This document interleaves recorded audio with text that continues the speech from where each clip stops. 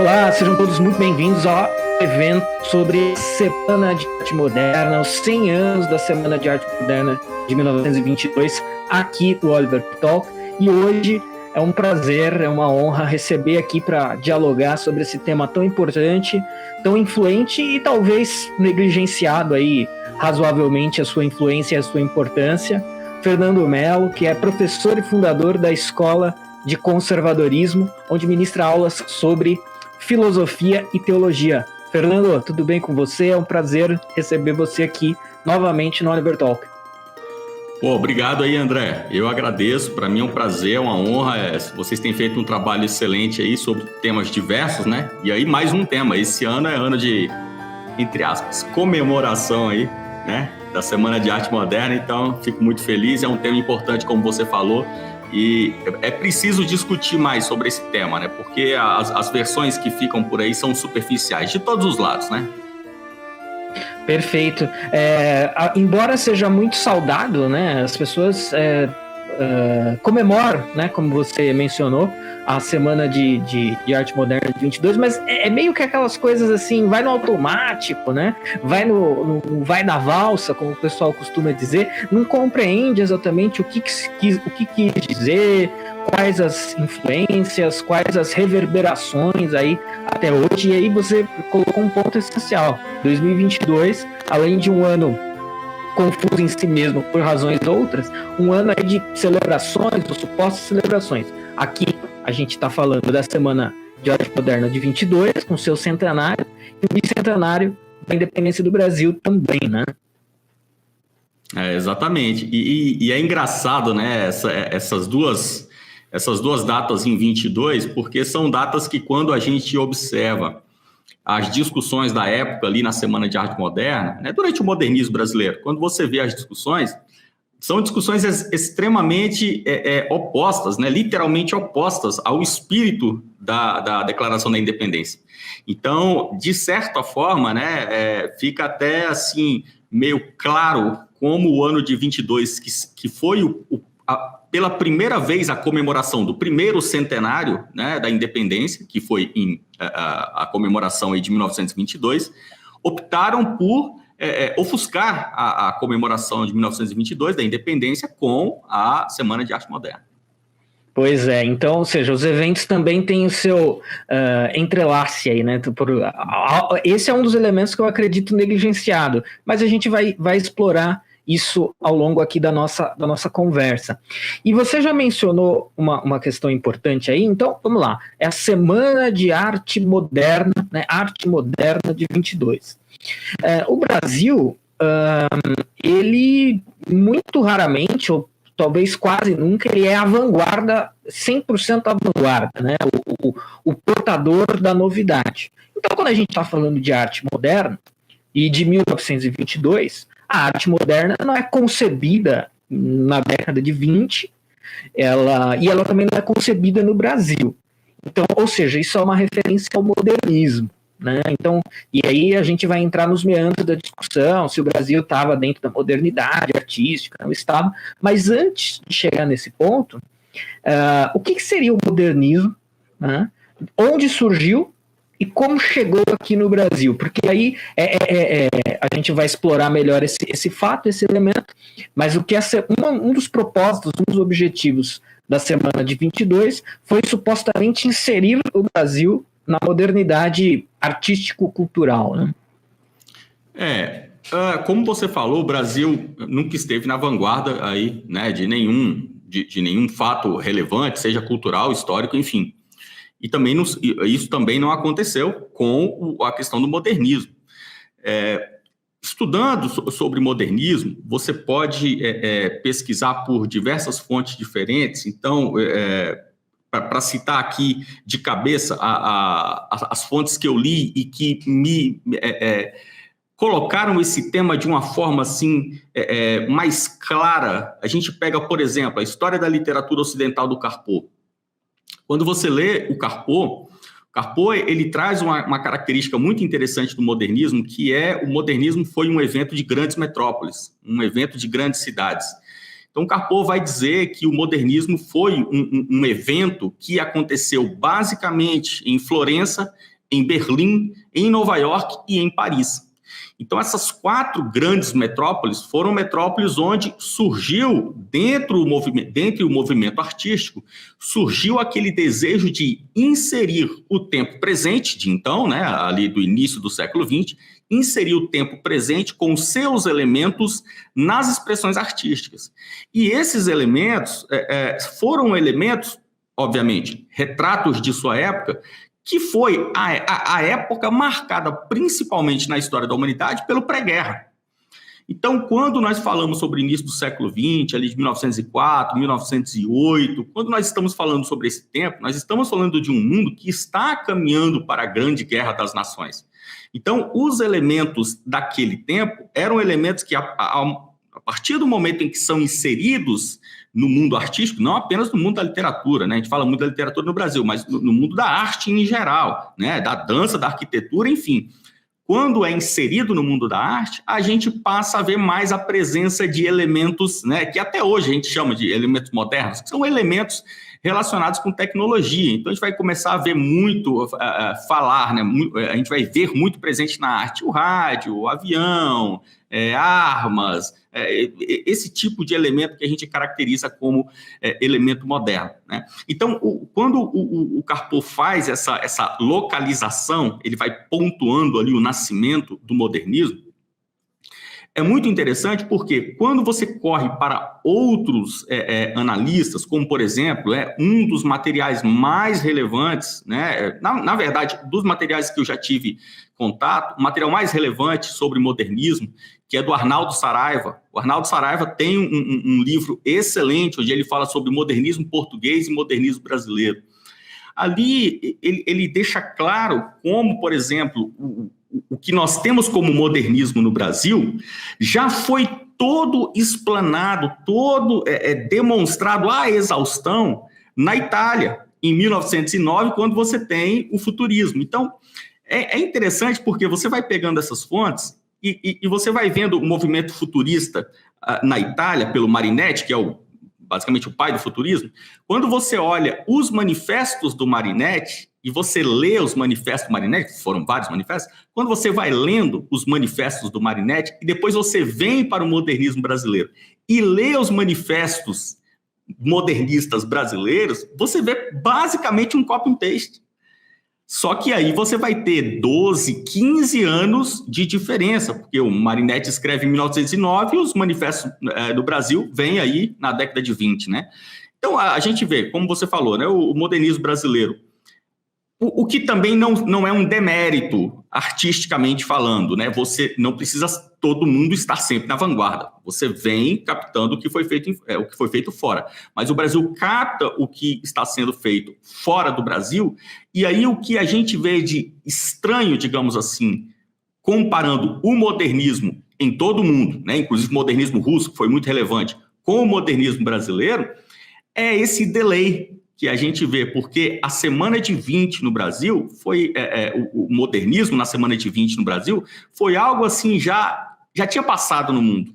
E aí o Brasil vem, mas por características próprias que a gente pode discutir ainda.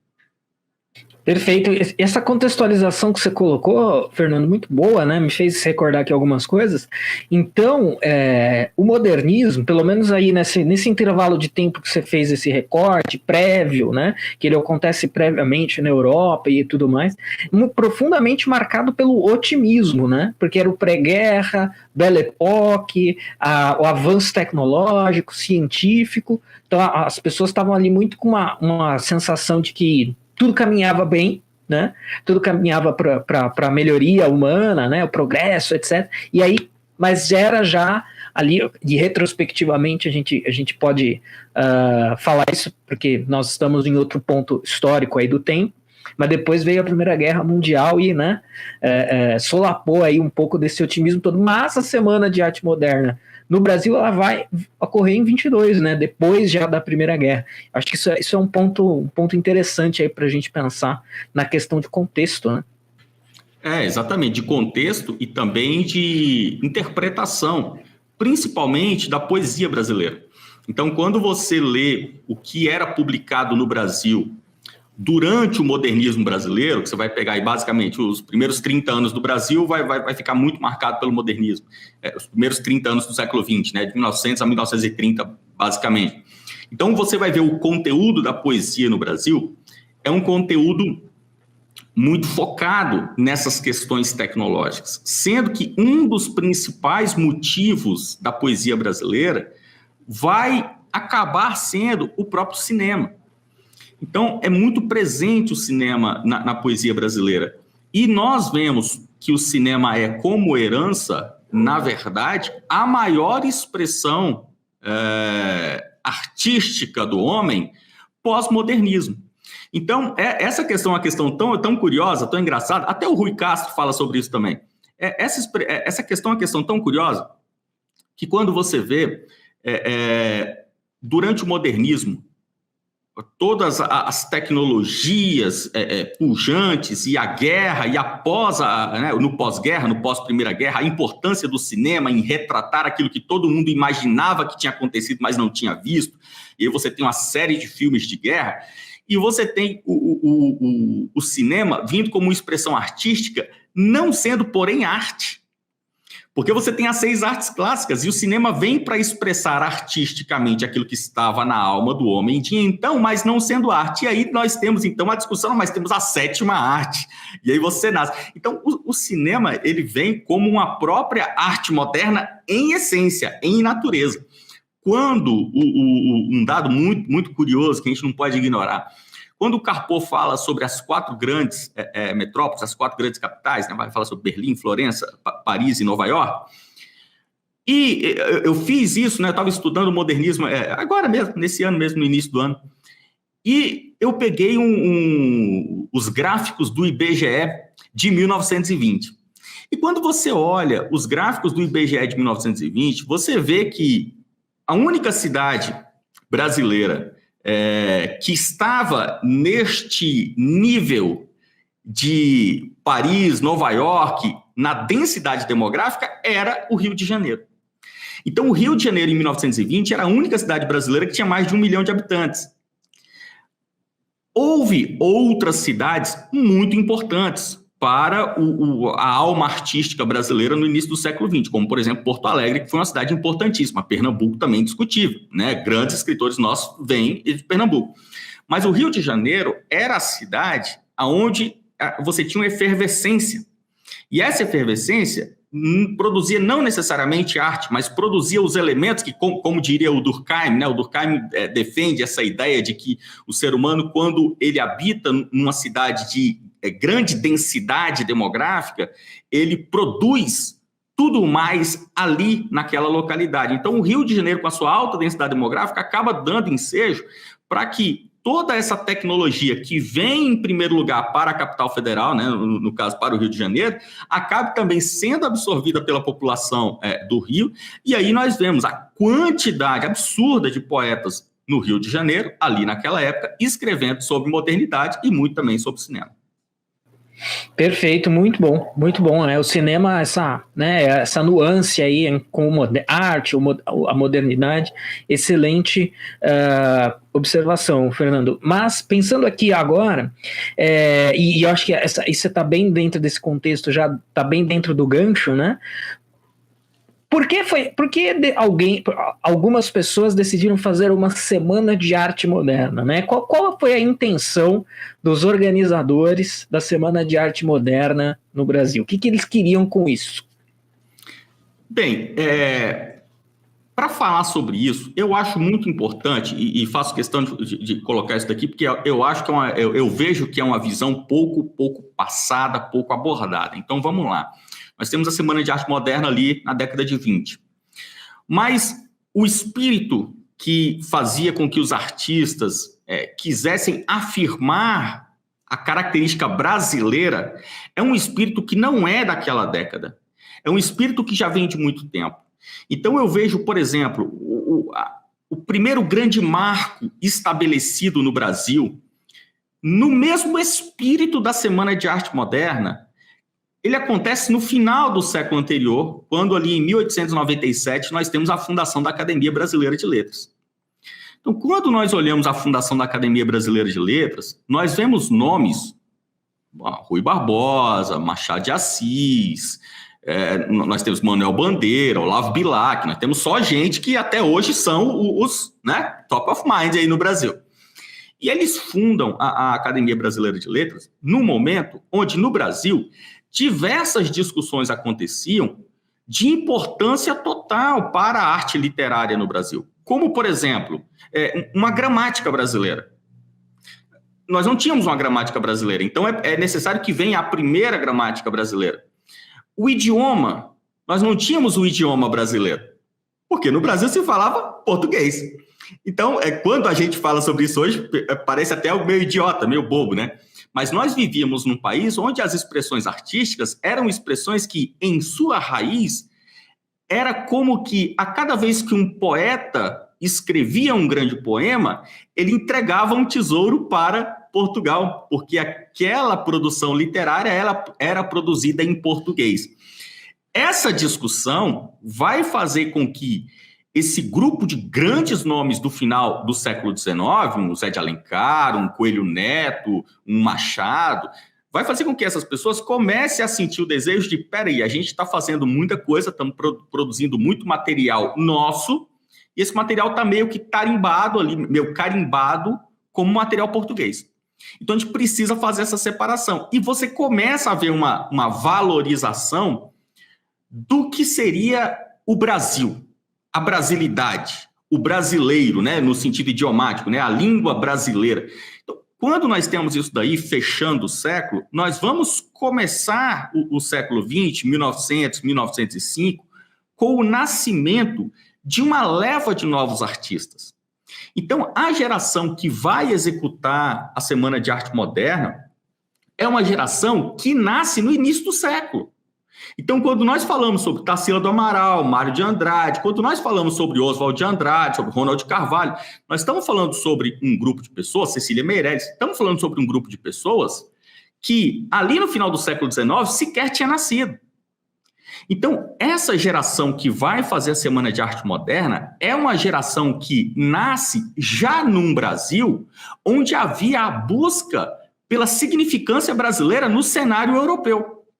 Então, o que nós vemos, eu acho interessante essa visão, porque quando você vê os autores brasileiros caminhando ali para a Semana de Arte Moderna, quem fala muito sobre isso é o Gilberto Mendonça Telles, que também tem um material excelente, estou até com ele aqui na minha frente, Vanguarda Europeia e Modernismo Brasileiro. Esse livro do Gilberto Mendonça Telles é excelente porque, inclusive aqui, ele vai colocar os manifestos que eram publicados na Europa e os manifestos publicados no Brasil. Quando você vê os artistas que fazem a Semana de Arte Moderna e vê a localização deles temporal no Brasil, você entende, e aqui não estou falando sobre aspecto de concordância, porque em essência eu discordo, eu acho que esse é o grande mal do modernismo brasileiro, foi o mal de essência dele, mas é possível entender, ao analisar sob essa perspectiva da geração que nasce no início do século XX, é possível entender como eles, na verdade, realizam aquilo que os poetas do final do século passado queriam fazer e, na verdade, iniciaram a fazer com a Academia Brasileira de Letras.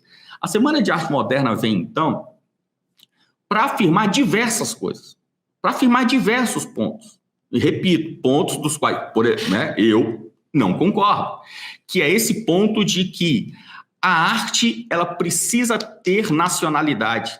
Eu preciso fazer uma poesia brasileira. Então, isso era uma discussão presente no final do século, que era a discussão de a arte deve ter nacionalidade. Então, a grosso modo, o mundo artístico entendia que não, a arte não deve ter nacionalidade, a arte ela deve ser uma manifestação humana, né? Uma manifestação da alma do homem. Mas no Brasil ficou muito forte, por diversos motivos, mas ficou muito forte o objetivo de inaugurar a brasilidade.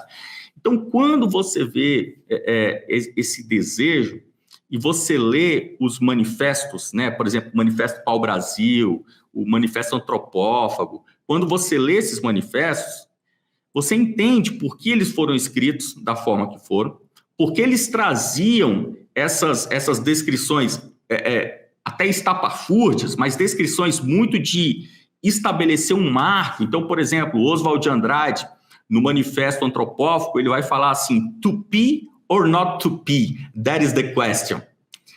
Então, é pegar Shakespeare, né? Você vai pegar o que há de mais excelente na produção artística, vai trazer para o Brasil, vai meter um tupi ali no meio, né? E vai falar que a grande questão, na verdade, é to be or not to be.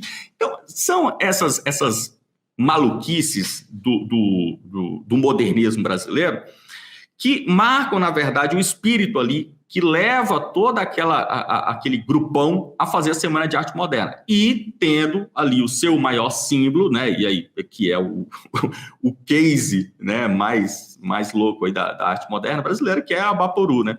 Então, quando você tem aquela tela, qual era o objetivo daquela tela?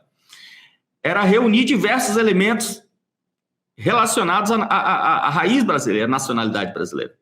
Então, quando você tem a Tarsila do Amaral pintando aquele quadro, pintando aquela tela, entregando a tela como um presente de aniversário para o seu esposo, para o Oswald, você tem ali a marcação, inclusive, como que chancelando o Oswald de Andrade, como o grande receptor do espírito brasileiro, né? Aquele espírito Abaporu. E aí o Oswald vem e produz aquela série de manifestos. Então, tudo foi feito assim, foi muito pensado, muito combinado, não é uma expressão que surgiu e pipocou um retrato do seu tempo, não.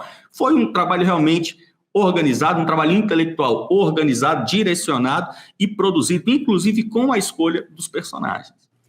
Excelente, Fernando. Você trouxe vários elementos aí. Eu nem quero. A gente separou isso como um tópico na nossa pauta, então não quero aqui me antecipar ou queimar a largada, mas você colocou aí algumas questões interessantes, né? Então, assim, e aí talvez isso faça parte desse pacote de coisas atreladas à Semana de Arte Moderna que as pessoas talvez ignorem e que alguns trabalham com essas teses, alguns exaltando, outros execrando, e aí isso eu acho que é um nível de análise que a gente tem que saber separar, né? Então, e você já fez isso muito bem. Se gostamos ou não gostamos, concordamos ou não concordamos, é uma classe de pergunta, de situação e de problema.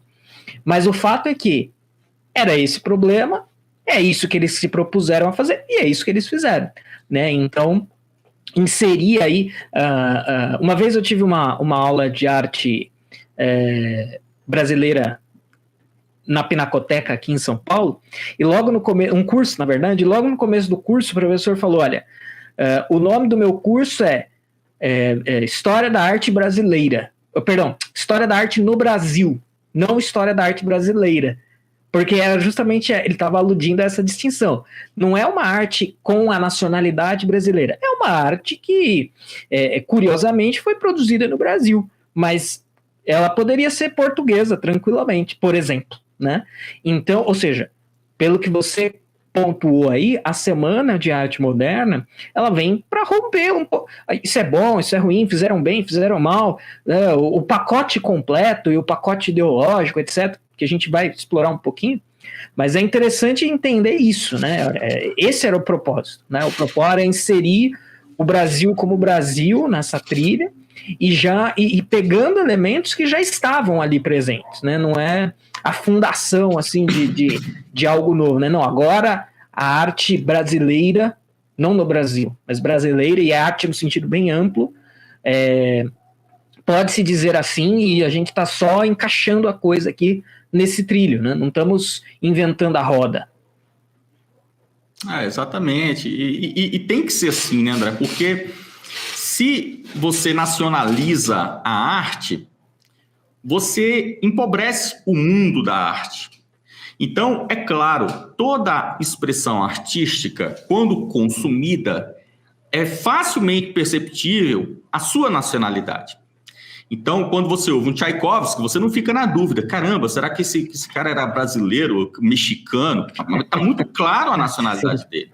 Então, quando você contempla um Monet, você está vendo que você não precisa ficar, meu Deus, mas será...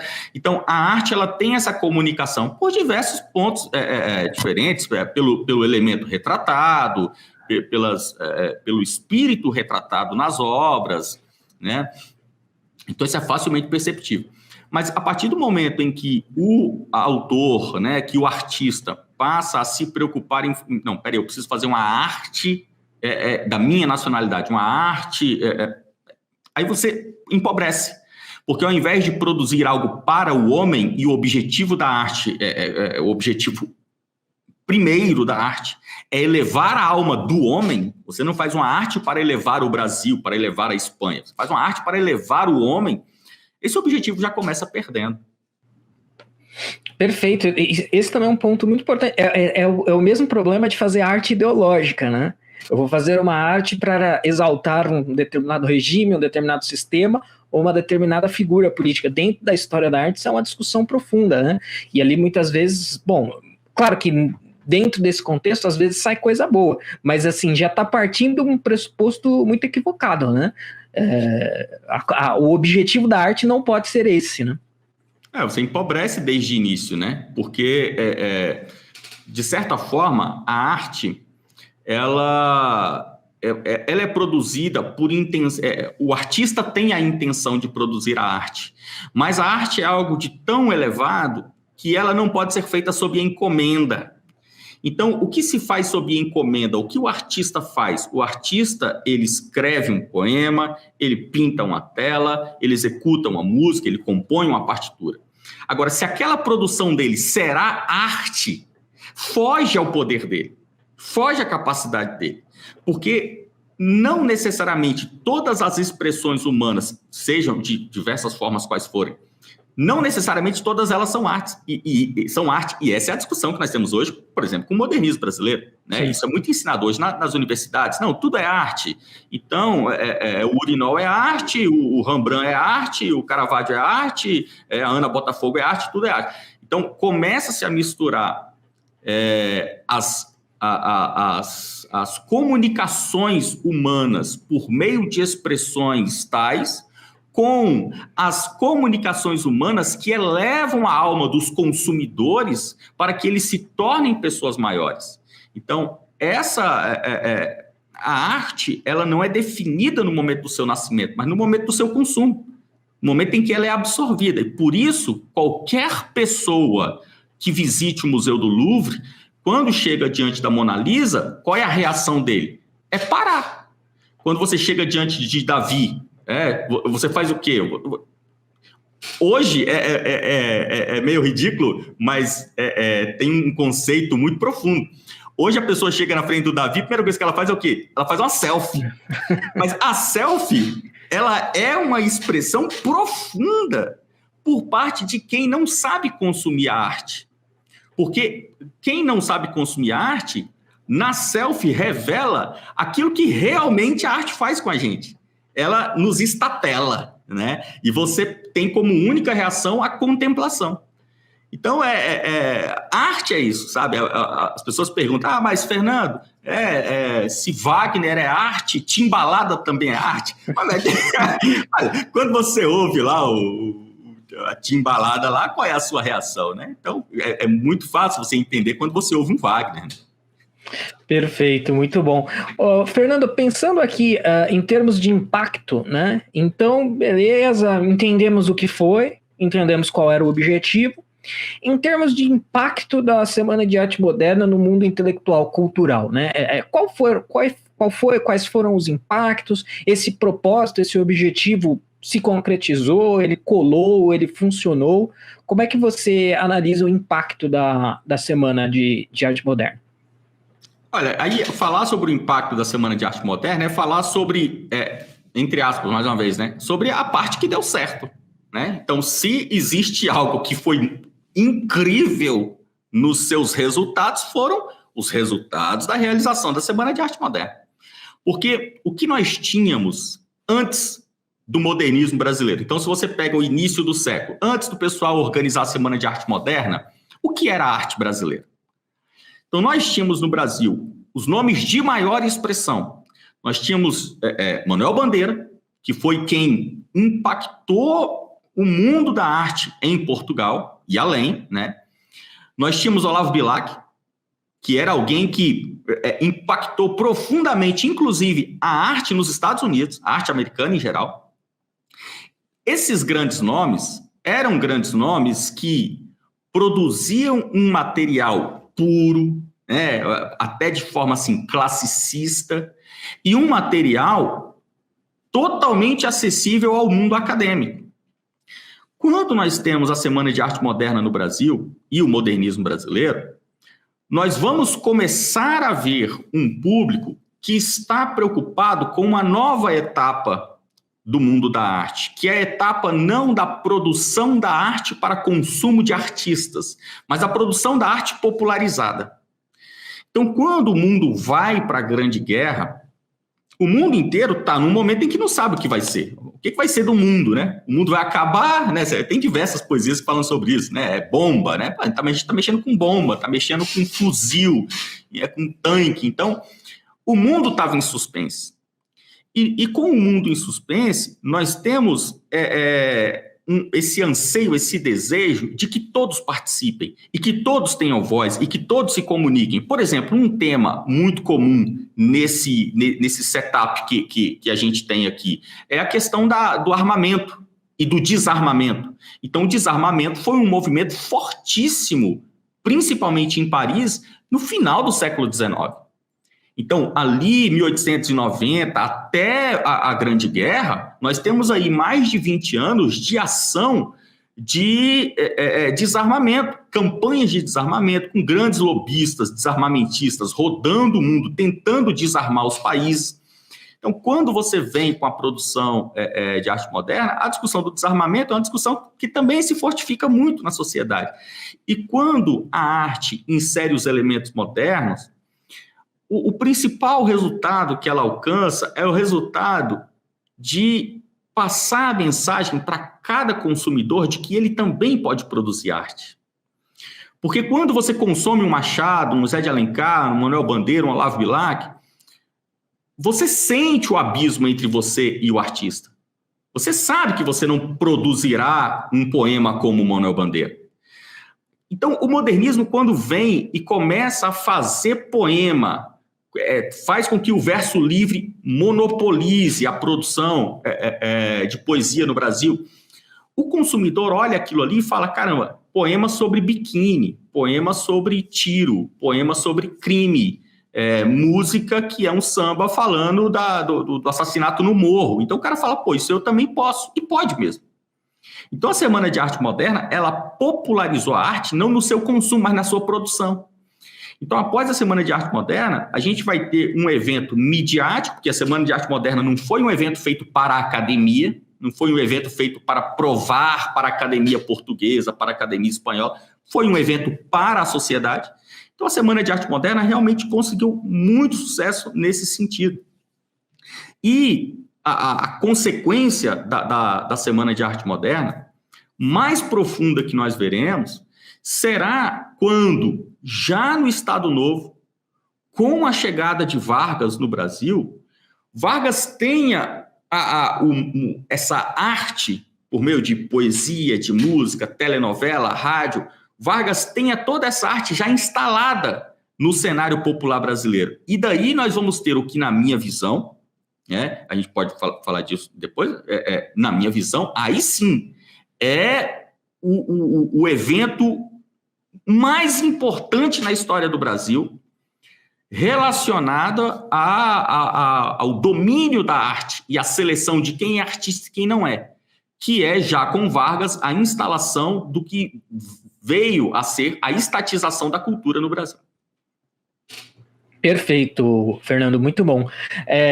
E aí, eu acho que a sua exposição está caminhando muito, muito bem e na direção dessa próxima colocação que eu quero fazer. Então, assim, pensando num nível mais de senso comum, né, e no sentido de apreender coisas que talvez escapem sobre a Semana de Arte Moderna e etc. Vamos pensar um pouquinho aqui em termos de reação, né?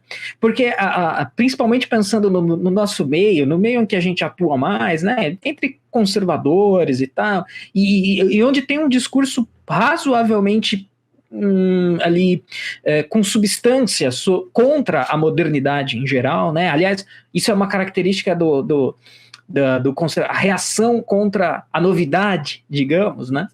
Então, pensar um pouco agora como é que foi a recepção no sentido de houve objeções, houve resistência, mais na literatura, menos, mais nas artes plásticas, menos, e até também para sanar um pouco dessa inquietação que eventualmente um conservador bem intencionado possa ter, esse negócio de modernismo, de modernidade, né? Esse negócio não é para mim, o negócio a gente tem que ficar 100% preso ali numa determinada coisa, não posso abraçar nenhum tipo de modernidade, nenhum tipo de modernismo, nenhum tipo de modernice, né? Então, mas para a gente pensar, houve esse tipo de reação, Semana de Arte Moderna, né? Ou foi um negócio, ou desde esse nível um pouco mais simplório a algo mais elaborado, uma tentativa de... Tentaram cancelar a Semana de 22?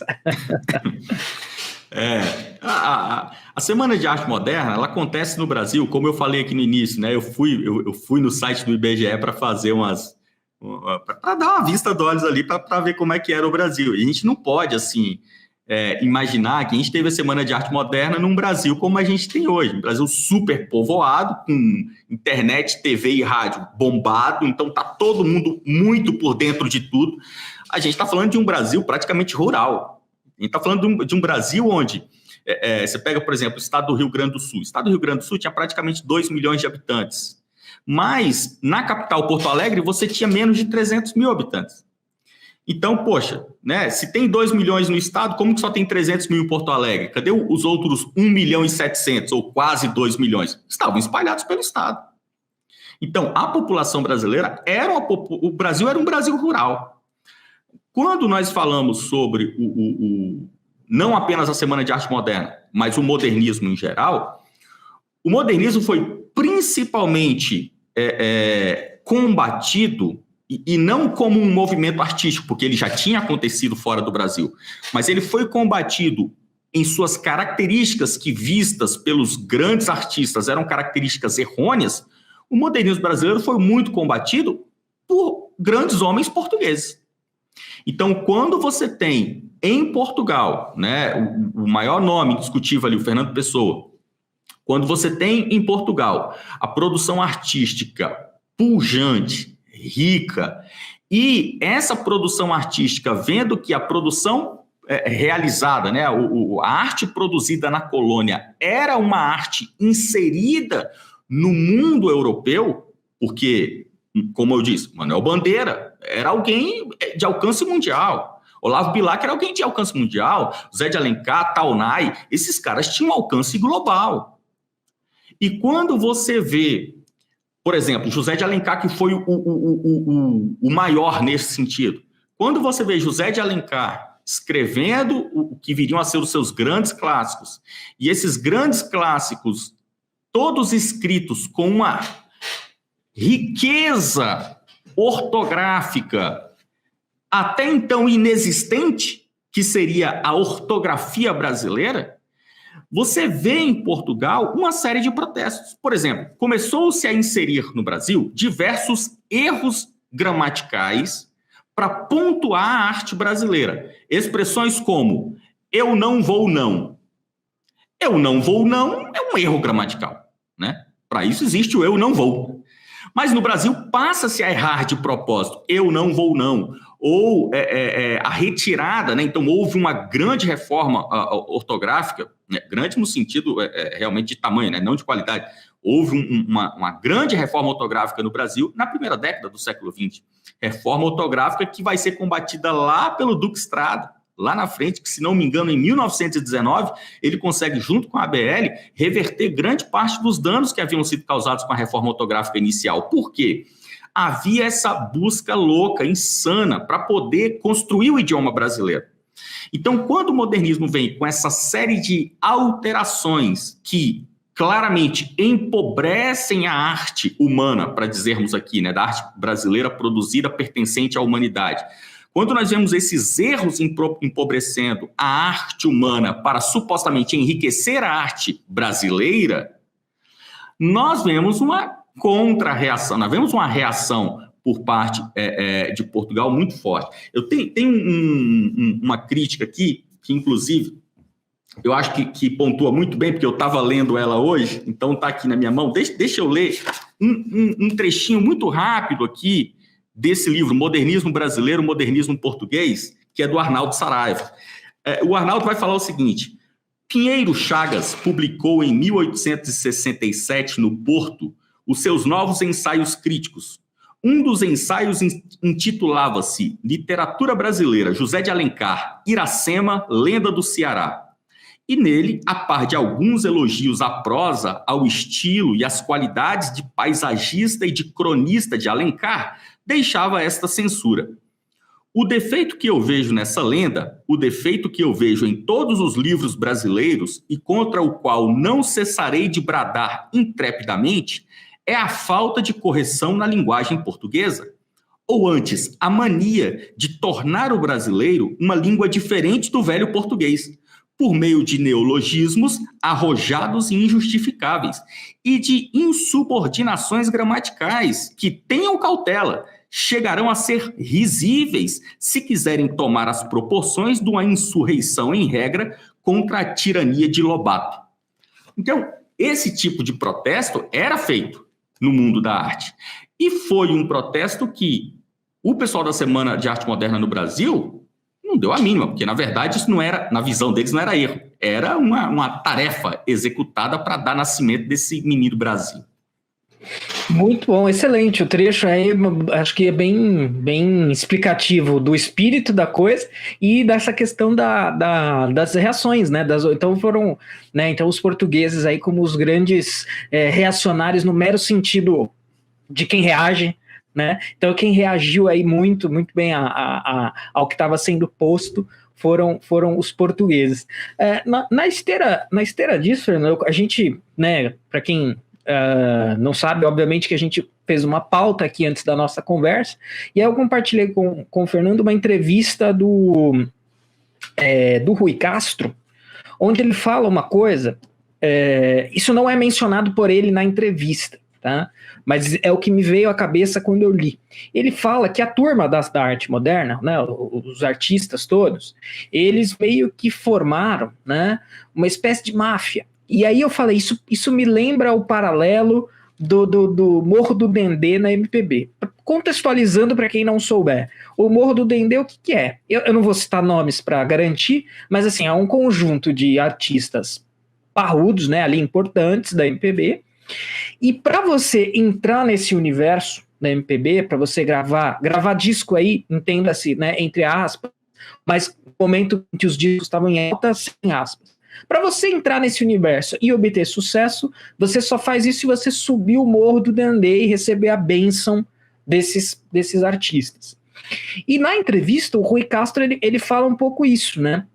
Ele fala, olha, depois, né, ali da semana de 22, dali em diante, quem não tinha a bênção dos responsáveis não era reconhecido, não prosperava, não virava objeto de debate, objeto de estudo, e os que compactuavam ali, digamos, né, eram chancelados pela máfia, pelo Morro do Dendê da semana de 22 e prosperavam. Você acha que como que você enxerga isso? Isso será que é um questionamento legítimo? Até à luz do que, nisso eu não havia pensado, mas à luz do que você falou, né?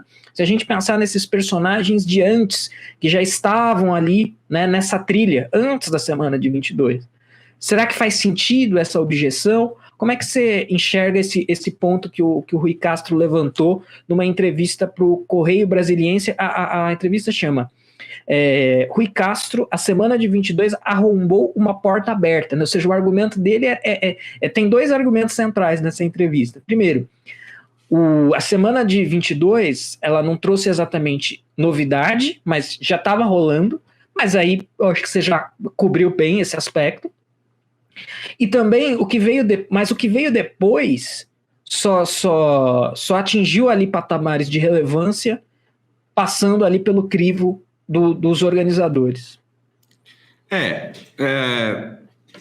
Tem alguns pontos que precisam ser corrigidos, né, na visão do Rui Castro, porque é o seguinte: se você fizer a leitura desde o final do século, pegando grandes homens que já eram figurões, como Zé de Alencar, Machado, Olavo Bilac, Manuel Bandeira. Então, se você pega os grandes nomes da arte no Brasil, e aqui nós estamos falando da arte literária, se você pega esses grandes nomes, muitos deles eram conservadores, declaradamente conservadores. Como um Mário de Andrade, um Oswald, como um José do Rio, como uma Cecília Meirelles teria poder para cancelar um Machado, para cancelar um Zé de Alencar? Não teria como, eles não tinham essa força toda. Alguns nomes brasileiros definitivamente foram enterrados por essa turma, como, por exemplo, o maior deles, indiscutível, Coelho Neto. Então, Coelho Neto, um grande escritor brasileiro, que ainda hoje é banido das editoras. Se você quiser comprar os livros do Coelho Neto, você vai ter que peneirar sebo, né? Ou você vai numa Amazon para tentar achar alguma edição porca do Coelho Neto. Então, nós temos Oliveira Lima, um grande historiador brasileiro, Lima Barreto. Esses caras se declaravam conservadores. Então, eles fizeram algo que era mais assim, eles fincaram o pé mais do que o Manuel Bandeira. Porque o Manuel Bandeira, durante o modernismo, ele ainda produziu alguma coisa com elementos modernistas. E depois ele voltou e continuou ali a sua obra clássica. Mas esses autores, como por exemplo Coelho Neto, foram banidos. Mas banidos em que sentido? Como um Mário, como essa turma, o Ronald Carvalho, teria poder para cancelar ou permitir?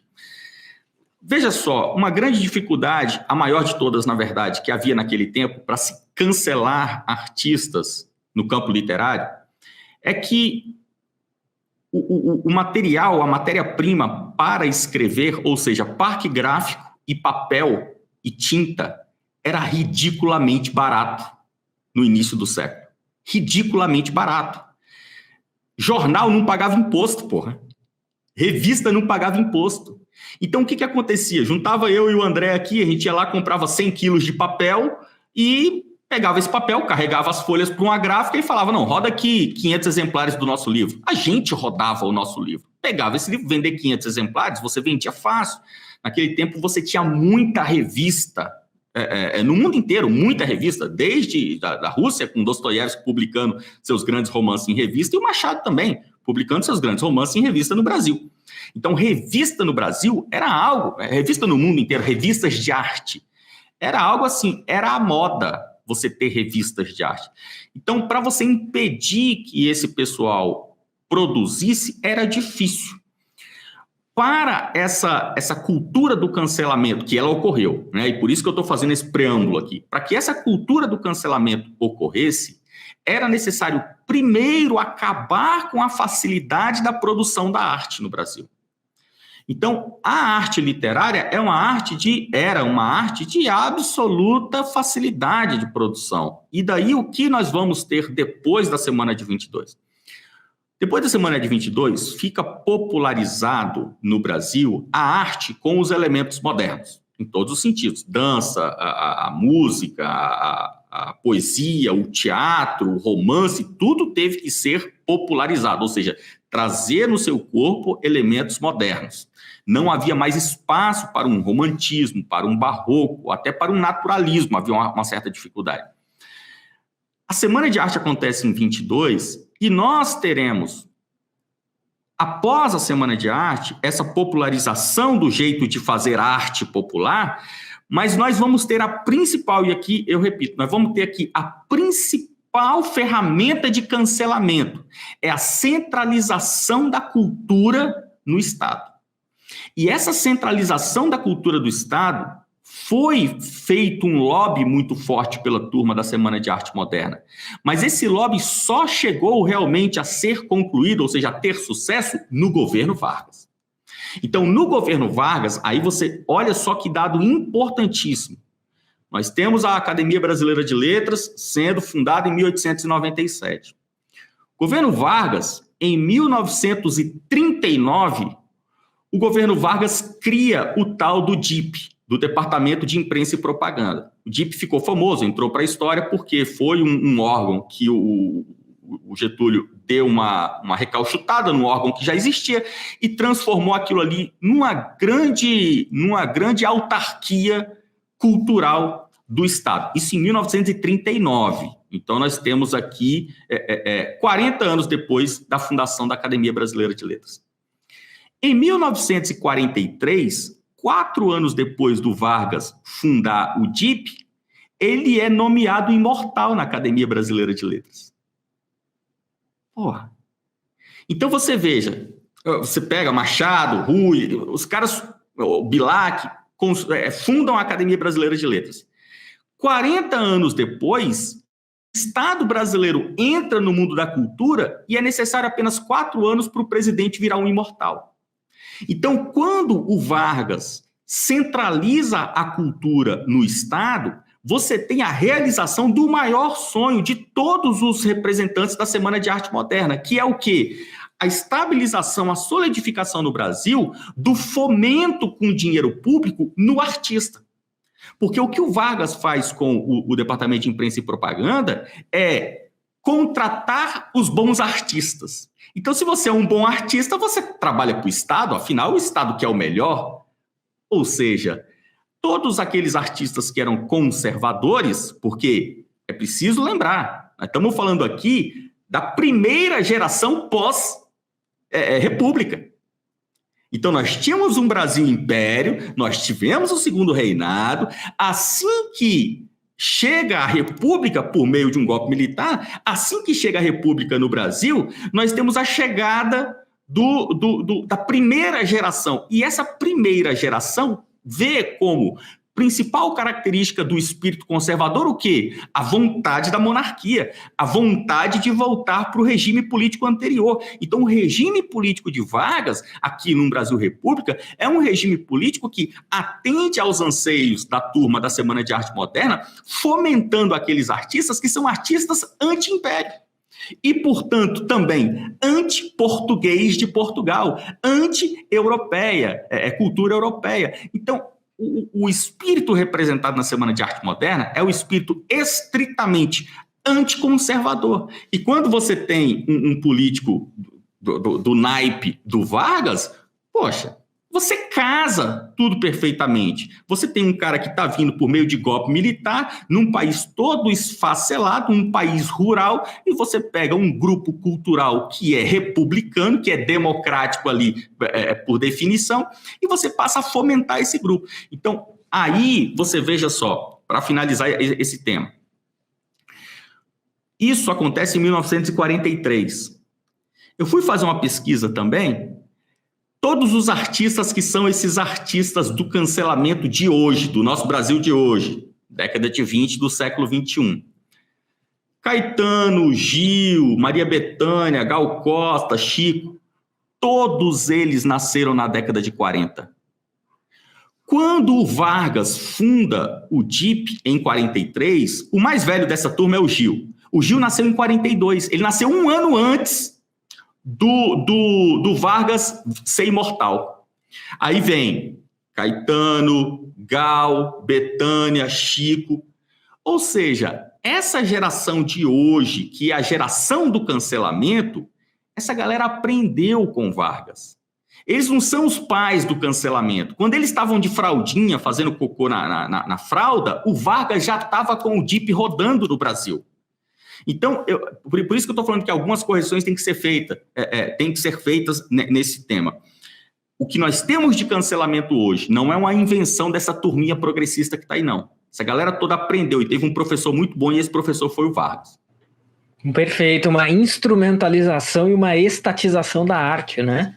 E aí você cria ali um esquema perfeito para promover isso que a gente... Essa máfia, então a origem dessa máfia que diz quem prospera e quem não prospera é essa. Perfeito, Fernando. Acho que esclareceu muito, muito bem a questão. E na esteira disso, e aí eu acho que a pergunta, acho que vai ser mais tranquilo respondê-la, porque ela, acredito que foi parcialmente já respondida, né, pro bom entendedor.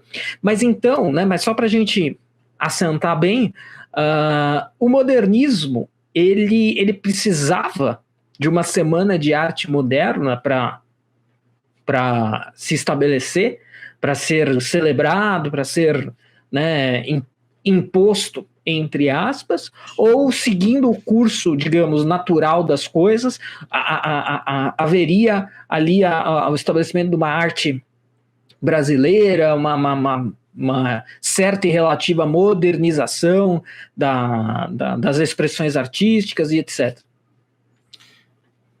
Olha, aí é o ponto, né, André? O modernismo, como um movimento artístico, ele significa o quê? A inserção dos elementos modernos, ali nós estamos falando moderno no início do século XX, final do século XIX. O modernismo é a produção de arte com elementos daquele tempo ali. Precisava da Semana de Arte Moderna? Não precisava. Mas também é o seguinte, fazer uma Semana de Arte Moderna é problema? Também não é, né? Poderíamos ter a cada 50 anos uma semana de... A gente está vivendo numa pandemia onde não tem mais peça de teatro em cartaz. Então, eu sinto uma falta absurda. Aqui em Brasília, né? Eu vivo em Brasília, a gente tem o Teatro Nacional. O Teatro Nacional deve estar fechado há mais de 10 anos já. Né? Um teatro, olha o nome, Teatro Nacional. Era um teatro para que a gente assistisse às obras do nosso território, da nossa cultura, enfim, toda essa história aí da arte nacional. Né? Eu cansei de assistir peças de teatro no Teatro Nacional. O Teatro Nacional está fechado. Então, nessa altura do campeonato, reclamar de eventos é loucura. O problema não é a Semana de Arte Moderna. O problema é o que a Semana de Arte Moderna quis fazer e fez. Porque, culturalmente, o que a Semana de Arte Moderna marcou no Brasil, realizou, isso é um fato, é irreversível isso. A Semana de Arte Moderna matou a arte brasileira de antes do século XX. Então, a Semana de Arte Moderna pegou tudo que já havia sido produzido. Você pega, por exemplo, um material como Taunay, ou o próprio José de Alencar, ou o Coelho Neto. Esses caras estão mortos. A sua obra está morta. Então, você falar de Coelho Neto... Pô, quantos brasileiros leram a obra do Coelho Neto? Sabe, é pouquíssimo. E aqui nós estamos falando de uma arte muito mais popularizada, que é o romance, a poesia. Se nós formos falar aqui da filosofia brasileira ou dos trabalhos acadêmicos brasileiros, então a Semana de Arte Moderna, ela fez aquilo justamente que o Oswald de Andrade queria fazer. Ela fez o parto do Brasil, né? O Brasil vai nascer agora. Gente, você tem um país de 4 séculos de história, 1500, 1600, 1700, 1800 inteiros. Você tem 4 séculos de história. Aí chega 6, 8 jovens de 18 a 22 anos e falam assim, não, esses 4 séculos não são nada, vamos jogar no lixo, né? Vamos jogar tudo isso no lixo e vamos fazer, o novo brasileirinho vai nascer agora, e eles somos nós. Aí você tem toda aquela produção moderna dando nascimento na arte de um povo. Os parteiros do Brasil, né? É ridículo. Aí você tem a arte brasileira iniciando-se com poetas falando de cocaína, que era muito comum, cocaína, ópio, ônibus, metralhadora, desarmamento. Porra, nós nascemos disso. A gente precisa entender, por exemplo, dos maiores nomes, quem foram os maiores poetas do modernismo no mundo? Você pega um cara do naipe do T.S. Eliot. T.S. Eliot é modernismo. Agora, você lê a obra, você pega qualquer poema do T.S. Eliot. Pô, você vai ver um cara numa taberna tomando cerveja, pensando nas desilusões da vida, na depressão, se ele vai se matar, se não vai. Então, são elementos ali do modernismo. Mas olha a riqueza.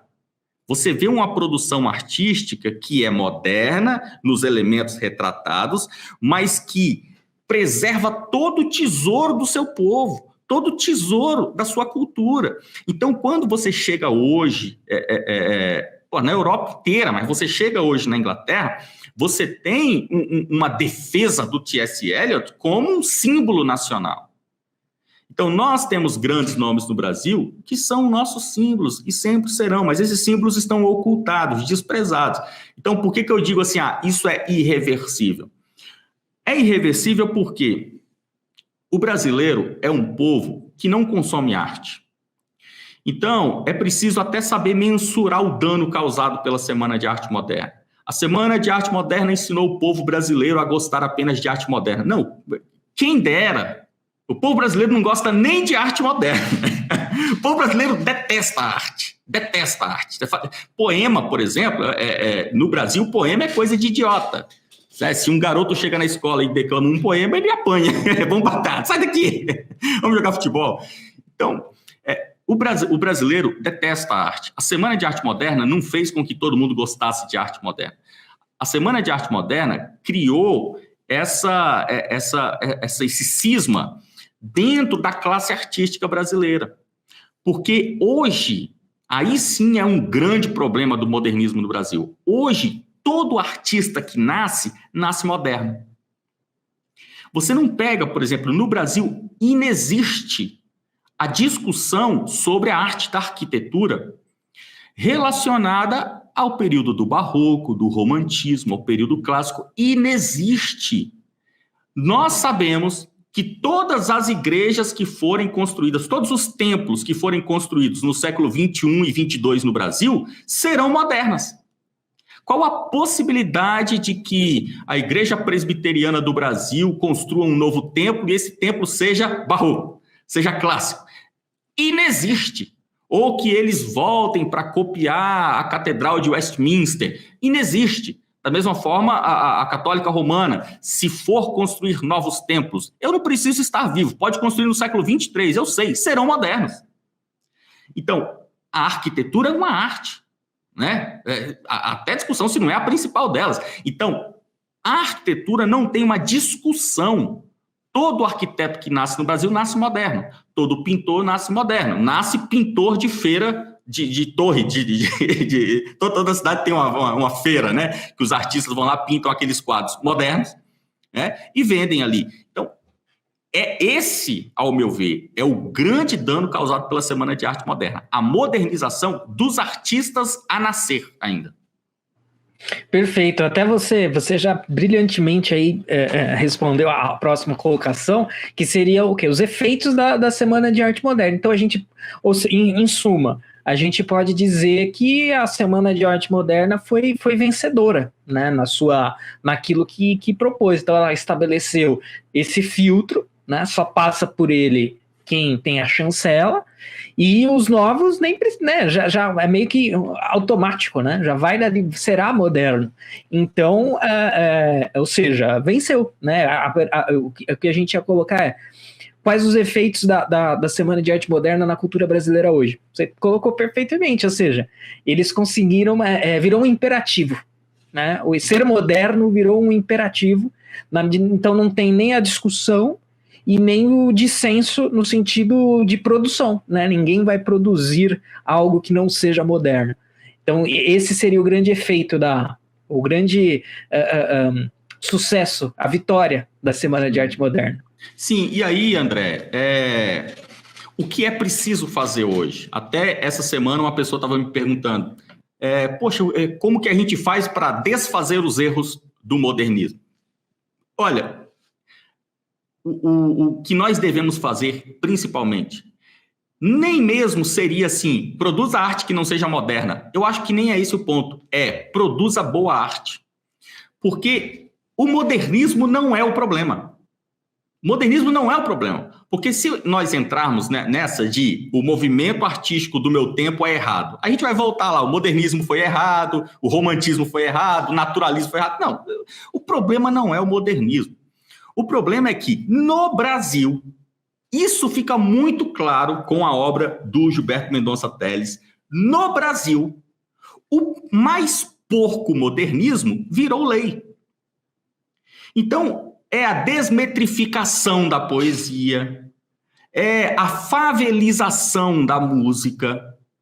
Então, o que há de pior no modernismo em todo o mundo, que não pegou em lugar nenhum, porque essa pobreza artística também passou na Itália, também passou na Espanha, em Portugal, nos Estados Unidos, mas passou. No Brasil ficou. Então, no Brasil, essa favelização da arte se tornou a forma de fazer arte. né? Se você não faveliza, você não recebe o fomento do Vargas. E ainda hoje, se você não faveliza, você não recebe o fomento do governo federal, da cultura. Vá você criar, elaborar um projeto de música clássica nas comunidades pobres. Você não vai conseguir fomento da Secretaria de Cultura. Então, o cara que é um pintor, ele precisa elaborar um projeto de grafite. Senão, ele não recebe fomento. O cara que é músico, ele precisa inserir o berimbau na música. Senão, ele não consegue fomento. Então, o que nós temos que fazer hoje? Nós temos que produzir boa arte. E, em segundo lugar, o que eu vejo que é principal que a gente tem que fazer hoje? Nós precisamos apartar, purgar, expulsar o Estado da arte, o Estado brasileiro da produção artística. Porque o Estado brasileiro hoje, o Estado em geral, no mundo da arte, ele acabou se tornando um mecenas ao contrário. Se lá no período clássico nós tínhamos os mecenas que proporcionava que um Michelangelo, que um Rafael produzisse o que produziu, com o fim do mecenato, os artistas passaram a ter que vender a sua própria arte. Então, nessa busca de vender sua própria arte, nós vamos começar a ver romance policial, nós vamos começar a ver grandes obras que vão se tornar grandes clássicos, como um Corcunda de Notre Dame. Vem porque o autor quer produzir algo que venda, mas você tem um grande clássico. Quando nós chegamos no modernismo, os artistas ainda estão vendendo o seu produto, como revistas, artigos de jornais, música. O que eles fazem? Eles favelizam, eles empobrecem toda a produção artística no Brasil. E daí vem o governo Vargas e recupera essa espécie de mecenato, onde você tem alguém que não se preocupa com a venda do teu produto, não. Eu vou pagar. Mas esse Estado também é favelizado. Porque você imagina um Vargas preocupado em ensinar clarinete para as criancinhas do Morro do Urubu?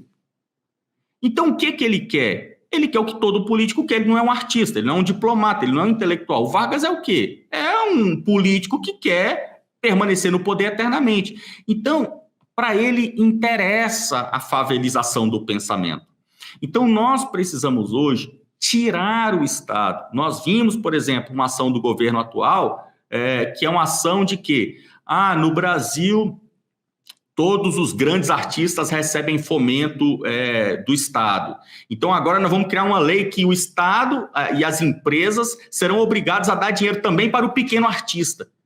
Pô, aí é o contrário do que tem que ser feito. Ao invés do Estado sair do mundo da produção artística, ele está querendo entrar até no senhorzinho que faz cordel, lá no interior do Piauí. Ele, não, mas vamos lá, vamos dar R$500 para aquele senhorzinho lá, para ele fazer um cordel bom. Então, é matar o último resquício, é matar a sementezinha da mostarda que está ali ainda querendo sobreviver à arte no Brasil. Então, nós precisamos fazer boa arte e nós precisamos tirar o Estado do fomento do mundo da arte brasileira. Perfeito, Fernando. Você também aí antecipou. Então, eu acho que colocamos bem aí. Então, o problema não é o modernismo, mas o que se fez dele no Brasil, né? E aí você citou um exemplo agora há pouco, só retomando para a gente fechar aqui brilhantemente.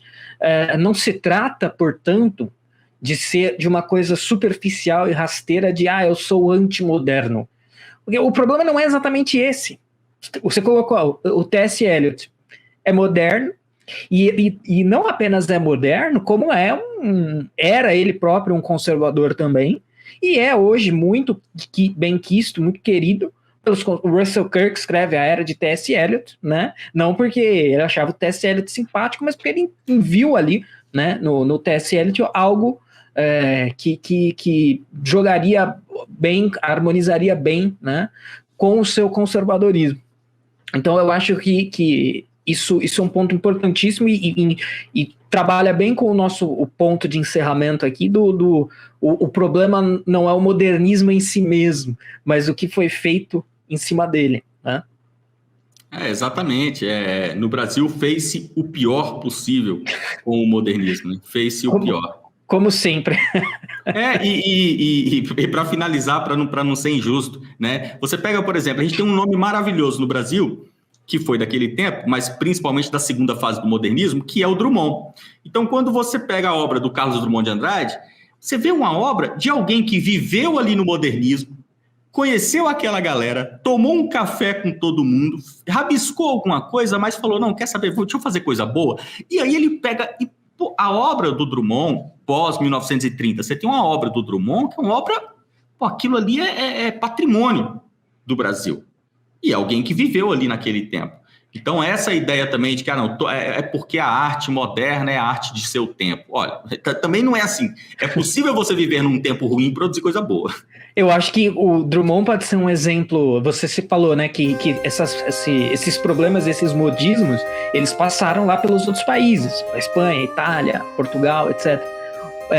O que aconteceu no Brasil, no sentido geral, não passou, mas o Drummond superou, né? Ele superou, sublimou aí é um excelente ponto também. Era isso que deveria ter acontecido no âmbito mais geral de cultura, né?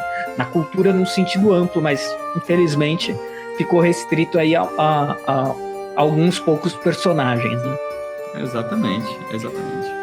Perfeito. Fernando, então a gente encerra aqui a nossa conversa, o nosso bate-papo. Excelente, acho que vai esclarecer muita coisa, tirar, inclusive, conservadores, né, pessoas que estão na nossa atmosfera, no nosso meio, que tinham aí algumas concepções equivocadas sobre todos os assuntos que nós falamos aqui, sobre a semana de 22 em si mesmo, e também aí pegamos vários elementos aí de cultura geral, história do Brasil. Então, eu aqui, Luciano, o Oliver Talk, agradecemos imensamente a sua participação aqui e por ter enriquecido o nosso evento sobre a semana de 22. Obrigado André, obrigado Luciano, obrigado a todo mundo, agradeço a todo o pessoal que assiste o conteúdo, porque realmente é um tema que a gente precisa discutir. O mundo da arte no Brasil está esfacelado, isso não é bom, o ser humano precisa de arte, e um país que não tem produção artística não consegue vencer as suas mazelas. O Brasil não precisa só de economia, o Brasil precisa, em primeiro lugar, da elevação da alma brasileira. E o ser humano, quando ele começa a se elevar, naturalmente ele começa a produção artística. Então a gente precisa focar muito nisso aqui. Perfeito, muito bom. Então, muito obrigado, Fernando, muito obrigado a todos que nos assistem. Até mais e aproveitem aqui o nosso evento sobre Semana de Arte Moderna de 22.